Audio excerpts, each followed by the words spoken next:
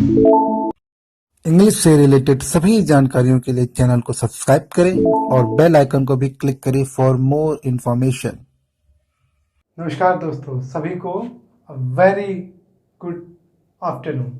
आज का जो वीडियो देखने जा रहे हैं उसमें हम देखेंगे सेंटेंस एंड इट्स टाइप्स। थोड़ा अलग तरीके से देखेंगे और थोड़ा अलग तरीके से जानने की कोशिश करेंगे। सेंटेंस क्या होता है, उसके प्रकार क्या होते हैं। ठीक, तो थोड़ा बेसिकली अलग तरीके की सेंटेंस की डेफिनेशन आपको पता है। मैं डेफिनेशन ओरल बताऊंगा, आप इसको समझने की कोशिश करिएगा। कहीं डाउट पर हो, कहीं भी आपको किसी की डेफिनेशन ना समझ में आए तो मुझे कमेंट बॉक्स में पूछ लीजिएगा, मैं बता दूंगा। सेंटेंस की डेफिनेशन आपको पता है। सेंटेंस क्या होता है, ग्रुप ऑफ वर्ड होता है जिसकी कंप्लीट मीनिंग होती है। जिसकी क्या होती है, कंप्लीट मीनिंग होती है, उसे हम क्या कहते हैं, सेंटेंस कहते हैं। ठीक, तो सेंटेंस को अगर हम बांटें तो नॉर्मली आप जो हम 4 या 5 टाइप में बांटते हैं उस तरीके से थोड़ा अलग बांटते हैं। चलिए देखा जाए। देखिए, सेंटेंस जब हम मतलब लिखते हैं तो जो उसके टाइप, उसके प्रकार होते हैं, यानी कि वो किस किस प्रकार, किस किस रूप में बन सकते हैं, किस किस रूप में बन सकते हैं, तो वो हम चलिए देखते हैं। तो इसके 2 पॉइंट हो सकते हैं। कितने? 2। ठीक है, कितने पॉइंट हो सकते हैं? 2 पॉइंट हो सकते हैं। ठीक, 2 पॉइंट्स कौन कौन से हो सकते हैं? एक हो सकता है स्ट्रक्चर। स्ट्रक्चरल, क्या लिखा है? स्ट्रक्चरल, या स्ट्रक्चर भी कह सकते हैं इसको। और यहाँ फंक्शनल, या मैं फंक्शन ही लिख दे रहा हूँ, इसको स्ट्रक्चर ही लिख दे रहा हूँ। ठीक है ना?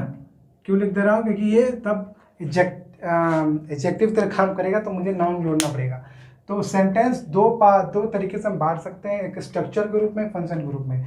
यानी स्ट्रक्चर सेंटेंस, अगर कोई सेंटेंस होता है तो उसको प्रकार में अगर हम बांटें तो 2 प्रकार में बांटे जा सकते हैं। ठीक, अभी समझा दूंगा स्ट्रक्चर क्या होता है। तो स्ट्रक्चर क्या हो, स्ट्रक्चर वाले जो मतलब जो रूल्स होते हैं उसमें क्या होता है कि हम देखते हैं कि उस किस किस तरीके से बना है, उस वो जो बना है वो किस तरीके से बना है। तो जो सेंटेंस है, कोई भी सेंटेंस है, छोटा बड़ा जो भी, उसका स्ट्रक्चर क्या है, उसका ढांचा क्या है, उस ढांचे को अगर हम देखेंगे तो वो स्ट्रक्चर जो है वो 2 टाइप्स में बढ़ता है। कितने टाइप्स में? ओके, कितने टाइप्स से बढ़ता है वो? 2 टाइप्स में। मैंने थोड़ा मार्किंग पहले कर दी है ताकि कहीं पर लेटर गलत ना हो। ठीक, मैं एग्जांपल आपको बताते चल रहा हूँ, मतलब मैं एग्जांपल दे ही दे रहा हूँ। सेंटेंस आपको एग्जांपल यहाँ मैं देते जा रहा हूँ, जिसकी एग्जांपल ज़रूरत पड़ेगी मैं यहाँ उसकी एग्जांपल देते चलूँगा। तो सेंटेंस की अगर मैं एग्जांपल की बात करूँ तो सेंटेंस की एग्जांपल क्या होगी? जैसे ही प्लेज क्रिकेट। क्रिकेट में से कैप्टन होगा, वो क्रिकेट खेलता है। ठीक है, तो ये क्या है? एक सिंपल सेंटेंस है जिसका मतलब होता है कि कोई भी मतलब सेंटेंस जो है उसकी कंप्लीट मीनिंग आ रही है ना। वह क्रिकेट खेलता है तो इसमें कंप्लीट मीनिंग आ रही है, यानी सेंटेंस को कवर हो गया। अगर हम अब इसके स्ट्रक्चर और फंक्शन की बात करेंगे, यानी सेंटेंस काम के हिसाब से और ढांचे के हिसाब से। फंक्शन मतलब होता है काम, तो जो सेंटेंस होता है उसमें काम क्या होता है वो हम इस प्रकार में देखेंगे, और उसका ढांचा कैसा होता है वो हम इस प्रकार में देखेंगे। क्लियर हो गया इतना? इसमें एग्जाम्पल देने की जरूरत है नहीं, क्योंकि इन दोनों का ये प्रकार है, तो प्रकार का एग्जाम्पल कैसे देंगे अभी और आएगा, तब हम इसके एग्जाम्पल देंगे। जैसे स्ट्रक्चर 2 प्रकार के हो सकते हैं। सिंपल, आप इसको नोट जरूर कर लीजिएगा। सिंपल सेंटेंस पहला, दूसरा मल्टीपल। मल्टीपल मतलब जिसमें एक से ज्यादा क्लॉज हो। ठीक है, मैं यहां लिख दे रहा हूं मोर देन 1 क्लॉज। अब क्लॉज क्या होता है आपको अगर नहीं पता तो मैं बता दूं। क्लॉज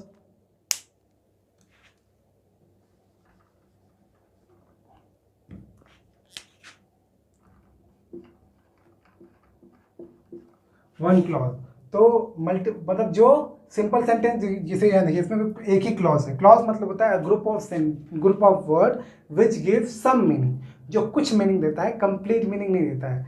ठीक है, और नॉर्मली उसमें क्या होता है, उसमें वर्ब होता है। उसमें क्या होता है? वर्ब होता है क्लॉज में। तो मान लो अगर मैं ये बोलूँ प्लेस क्रिकेट, तो ये क्लॉज कहा जा सकता है। ये पूरा भी क्लॉज कहा जा सकता है, इतना इतना पार्ट ये भी क्लॉज कहा जा सकता है, क्योंकि इसमें वर्ब है। तो क्लॉज में नॉर्मली क्या होते हैं? वर्ब होते हैं, सब्जेक्ट नहीं होते हैं, वर्ब होते हैं। वर्ब के अलावा जो भी हो वो हो सकते हैं। तो स्ट्रक्चर क्या होता है, सेंटेंस स्ट्रक्चर आया, स्ट्रक्चर दो प्रकार, सेंटेंस दो प्रकार के हो सकते हैं, या तो सिंपल एक सेंटेंस वाला, इसमें एक ही क्लॉज होगा, मतलब लेस, मतलब यहाँ तो मैंने गलत बना दिया, हाँ मोर देन, ठीक है, लेस देन या इक्वल टू ONE 1 क्लॉज। इसमें सिर्फ एक क्लॉज रहेगा, इसमें एक से ज्यादा क्लॉज रहेगा, ठीक है ना। ओके गलती हो गया, ये ग्रेटर का इंसान बन गया, ग्रेटर यहाँ होगा ना और यहाँ स्मॉलर होगा, मतलब या तो एक ज़्यादा रहेगा, नहीं नहीं नहीं नहीं नहीं, गलती हो गया, हाँ सही है सही है सॉरी ग्रेटर स्मॉलर चक्कर पड़ गया मैं। तो ये तो इसका मतलब ही होता है ना कि जिस एरिया में ये वो ज़्यादा है तो ये ज़्यादा, एक क्लॉज से ज़्यादा या एक क्लॉज से ज़्यादा, ये इक्वल हटा देते हैं हम, यहाँ पे इक्वल नहीं रहेगा, यहाँ इक्वल रहेगा, ठीक है। और एक काम करते हैं, तो यहाँ पे ये नहीं रहेगा, ठीक, तो यहाँ 1 क्लॉज रहेगा और यहाँ ये, ठीक, क्यों हटाया पता ही आपको, ये मैंने कम लिख दिया था, तो 1 क्लॉज से कम क्या होता है 0 क्लॉज, ऐसा कोई सेंटेंस ही नहीं जिसमें कोई क्लॉज ही ना हो, तो इसलिए मैंने हटा दिया, ठीक है। तो स्ट्रक्चर दो प्रकार हो सकते हैं, सिंपल और मल्टीपल, इसमें एक से ज़्यादा क्लॉज होंगे, इसमें एक ही क्लॉज होगा। आगे अगर हम चलते हैं, एक क्लॉज है, इसमें कोई प्रकार होगा नहीं, सिंपल, कोई भी सेंटेंस हो, कोई भी सेंटेंस हो, जैसे इम्परेटिव, अफर्मेटिव, नेगेटिव, इंटरोगेटिव, अगर उसमें सिंपल सेंटेंस लिखा है तो वो इस कैटेगरी में आएगा, ठीक। मल्टीपल, जिसमें एक से ज़्यादा क्लॉज हो, यानी एक से ज़्यादा उसमें वर्ब हो, कहा जा सके, तो इसको भी हम दो प्रकार में बांट सकते हैं। आपने नाम सुना ही होगा, कॉम्प्लेक्स और compound. Okay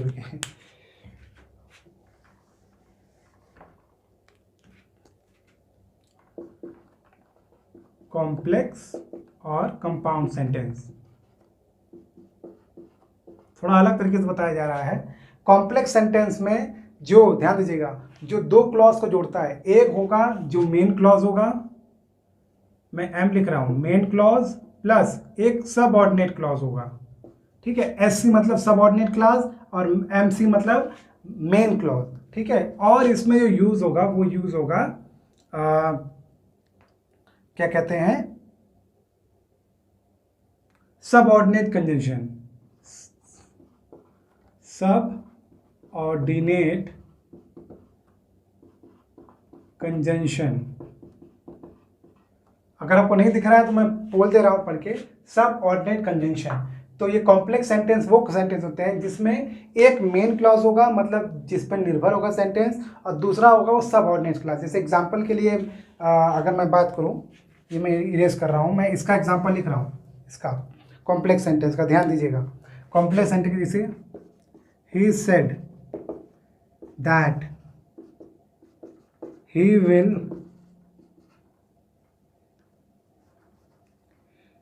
he is dancing। उसने कहा कि वो नाच रहा है, उसने कहा कि वो क्या कर रहा है, नाच रहा है, तो यहाँ he was होगा, सॉरी, he was dancing। तो यहाँ देखिए, ये जो है ये है मेन क्लॉज, ठीक है, ये क्या है, ये है सबऑर्डिनेट क्लॉज, ये इस पर निर्भर है, सेंटेंस में ये इस पर निर्भर है। जो, ध्यान दीजिएगा, वो क्लॉज जो किसी दूसरे क्लॉज पर निर्भर हो उसे हम सबऑर्डिनेट क्लॉज कहेंगे, और जो किसी पर निर्भर ही ना हो उसे हम मेन क्लॉज कहेंगे। और जो ये है सबऑर्डिनेट, क्या है, subordinate clause, sorry subordinate conjunction है, ये सबऑर्डिनेट कंजंक्शन। होप आपको समझ में आया हो, ठीक है। फिर से मैं रिपीट कर दे रहा हूँ, he said that he was dancing, इसमें ये मेन क्लॉज है, ये सबऑर्डिनेट क्लॉज है, और ये सबऑर्डिनेट कंजंक्शन है, और ये सबऑर्डिनेट क्लॉज है। सबऑर्डिनेट क्लॉज कंजंक्शन ये आपने पढ़ा होगा जब आपने पार्ट ऑफ स्पीच पढ़ा होगा, नहीं पढ़ा तो मैं बाद में इसको पढ़ा दूंगा। अब बस इतना जानिए कि सबऑर्डिनेट क्लॉज किस में जुड़ते हैं, कॉम्प्लेक्स में, कंपाउंड सेंटेंस में भी होते हैं। तो इसमें क्या होता है, इसमें दो मेन क्लॉज होते हैं, या दो से ज़्यादा भी हो सकते हैं, इसमें हम लगा सकते हैं, इसमें सही है, इसमें दो या दो से ज़्यादा मेन क्लॉज हो सकते हैं। जरूरी नहीं हो कि बस इसमें दो ही क्लॉज हो सकता है इसमें दो से ज़्यादा क्लॉज हो, बस एक मेन क्लॉज होना जरूरी है। यहाँ पे एक से ज़्यादा मेन क्लॉज होंगे, यानी कि देखो मेन क्लॉज क्या होता है, वो क्लॉज जो इंडिपेंडेंट हो, जिसपे किसी दूसरे सेंटेंस का प्रभाव ना पड़े दूसरे क्लॉज का। तो यहाँ देखिए, यहाँ जो हमने लिखा था ही सेड, इसका प्रभाव किसी पे नहीं पड़ रहा था, लेकिन जो यहाँ चेंज हुआ था, he was singing a song, he was dancing, ये चेंज हुआ ना, रूल के हिसाब से ये चेंज हुआ। यानी कि ये जब चेंज हुआ, किसके कारण चेंज हुआ, इसके कारण चेंज हुआ, ही सेड के कारण। ही सेड के कारण इसमें बदलाव हुआ। अगर आपने नरेशन पढ़ा है तो आपको पता होगा, जो मैंने एग्जाम्पल दिया था, ठीक है। तो जो वो चेंज हो गया, जो चेंज हो गया वो सब ऑर्डिनेट क्लॉज, मतलब जिसके जो चेंज नहीं होता है उसको हम नॉर्मली क्या बोलते हैं, मेन क्लॉज। अब बोलोगे वो तो टोल्ड में बदलता है, तो वो अलग नियम है, ठीक है। बस इतना बता दे रहा हूँ, डिपेंडेंट होना, जो डिपेंडेंट है वो सबऑर्डिनेट क्लॉज, जो इंडिपेंडेंट है वो मेन क्लॉज। तो इस वाले कंपाउंड सेंटेंस में दो मेन क्लॉज होते हैं या दो से ज़्यादा हो सकते हैं। और इसमें कोऑर्डिनेट, जिसने कंजंक्शन पढ़ा होगा उसको ये समझ में आ रहा होगा, कंजंक्शन से ही क्लियर हो जाएगा। कोऑर्डिनेट जो कोऑर्डिनेट कंजंक्शन है वो दो ऐसे क्लॉज के साथ जुड़ता है जो इंडिपेंडेंट हो। सब ऑर्डिनेट कंजंक्शन वो ऐसा कंजंक्शन होता है जो एक मेन क्लॉज और एक सब ऑर्डिनेट क्लॉज में जुड़ता है। एग्जाम्पल के लिए यहाँ पे मैंने दैट बताया था, ठीक है, दैट, इफ, ये इसका एग्जाम्पल है। और इसका एग्जाम्पल है एंड, और ये इसका एग्जाम्पल है, ठीक। तो इसका एग्जाम्पल अगर मुझे लिखना पड़े तो मैं मान लो मैं बोल दे रहा हूँ, लिख नहीं रहा हूँ। एग्जाम्पल जैसे ही डांस्ड, वो नाचा, एंड ही सिंग ऑल्सो, वह ही डांस्ड, वो नाचा, एंड ही सैंग ऑल्सो, वो गाया भी, वो नाचा भी और वो गाया। तो ही सैंग एंड ही डांस्ड, ठीक है, समझ में आ रहा है ना। थोड़ा वो हौच-पौच हो गया है, बस सिंपल सेंटेंस। वह नाचा और वह गाया, तो ही डांस्ड एंड ही क्या कहते हैं, ही डांस्ड एंड ही, कुछ भी बोल सकते हो, ही डांस्ड एंड ही वेप्ड, वो रोया, या ही संग, वो उसने गाना गाया, SANG, संग। क्लियर हो गया। तो ज़्यादा डिटेल नहीं समझाते हैं, बाद में इसको अलग अलग कभी बताएंगे, अभी बस इतना समझिए। फंक्शन, काम, देखो ये हमने बस स्ट्रक्चर देखा है, ढांचा, कि सेंटेंस ढांचे के हिसाब से इस तरीके से हो सकते हैं। जब वो काम करते हैं तो कितने प्रकार के हो सकते हैं, एक, रुकिए, एक, दो, तीन, चार। पहला जो होगा वो होगा डिक्लेरेटिव।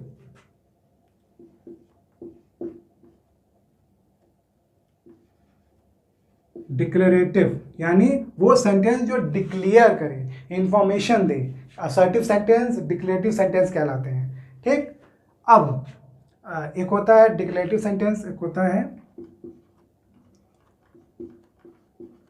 Imperative sentence. वो सेंटेंस जो कमांड दे, इसको आप कई लोग कमांड सेंटेंस भी कहते हैं। क्या कहते हैं, कमांड सेंटेंस, ठीक है। उसके बाद होता है एक्सक्लामेटरी सेंटेंस, वो सेंटेंस जो आश्चर्य पैदा करे, जो क्या पैदा करे, आश्चर्य पैदा करे, उसे हम बोलते हैं एक्सक्लामेटरी सेंटेंस। ये हमने काम करने के हिसाब से बांटा है, ये स्ट्रक्चर ढांचा है और ये फंक्शन। सेंटेंस जब काम के हिसाब से बांटा जाएगा तो वो इस हिसाब से बांटा जाएगा, और ढांचे के हिसाब से बांटा जाएगा तो इस हिसाब से बांटा जाएगा। ये मेरे कहने का मतलब है। लास्ट में आपको पता ही है इंटरोगेटिव आएगा। इसको प्रोनाउंस कैसे कहते हैं, इंटरोगेटिव, इंटरोगेटिव, हल्का सा रुकते हैं, इंटरोगेटिव। लोग इंटरोगेटिव बोलते हैं, वो गलत है, इंटरोगेटिव होता है, ठीक है। यहाँ क्लियर हो गया।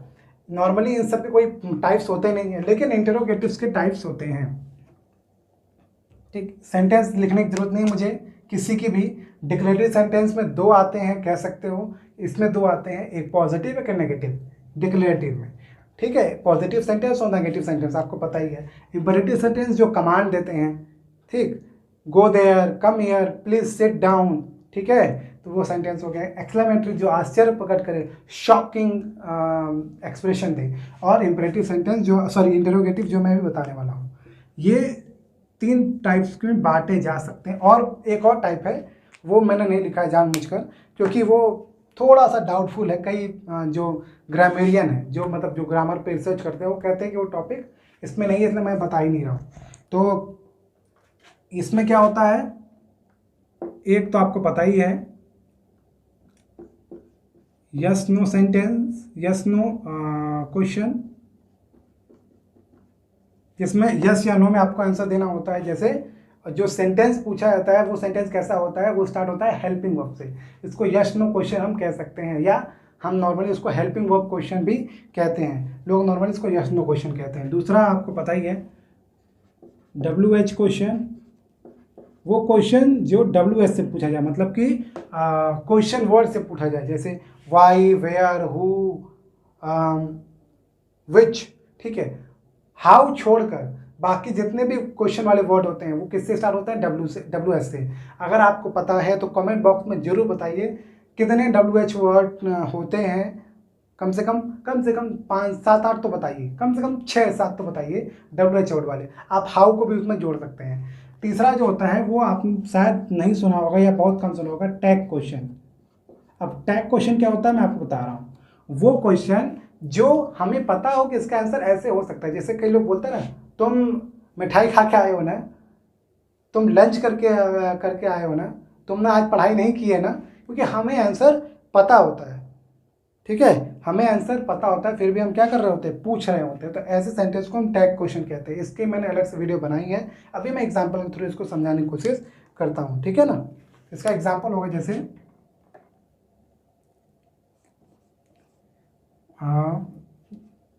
ही से नहीं स्टार्ट करते हैं। You have